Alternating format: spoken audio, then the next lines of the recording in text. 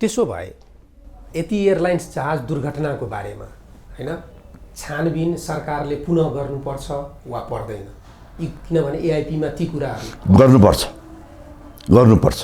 किनभने यो कस्तो गरिदियो भने यहाँ जुन सिरिज अफ मिस्टेक जहाँबाट सुरु भयो त्यसलाई इग्नोर गरिदिएको छ, खालि फ्युल काटेको मात्रै कुरा गरिदिएको छ कि यहाँ किन त्यो फ्युल काट्ने पर्ने स्थिति आयो त, किन त्यस्तो हडबड आयो त पायलट, किन सबै कुरा मेस्टअप भयो त त्यो अप्रोचमा, बिकज किन त्यहाँ प्रोसिजरै थिएन।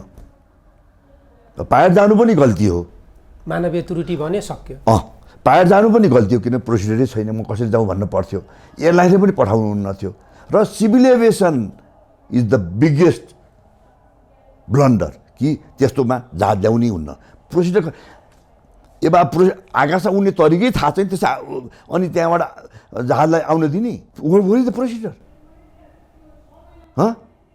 जहाज त त्यसरी हावा चालले त आँखा आधारमा त उडिँदैन आजकल, त सबै कुरा प्रोसिजर हुन्छ। एसओपी भन्छ ठुल्ठुलो एयरलाइन्सहरूले, किन standard operating procedure, that is the biggest theory. त्यसलाई इग्नोर गर्न सक्दैनौँ हामी त सेफ्टी पनि कम्प्रोमाइज गर्छौँ, एसओपी पनि छैन। सिभिल एभिएसन भने के हो, इट्स अ गभर्निङ बडी, अरूले गल्ती गर्ला भनेर ऊ त अथोरिटी हो, उसैले नै गल्ती गर्ने कुरा बुझ्नु भएन। यहाँ उसैले गल्ती गरेछ। कस्तो भयो भने विद्यार्थीले त गल्ती गर्यो, एकदमै पढाउने गुरु नै, अब के भन्नु मैले।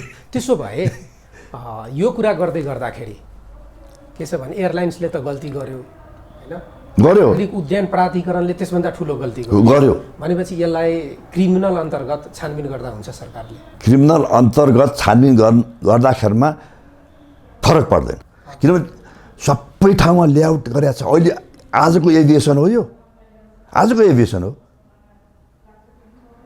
यसमा कति कुराहरू स्पेल आउट छ, सबै कुराहरू छ। आजको जमाना पनि यसरी जहाज उडाइन्छ।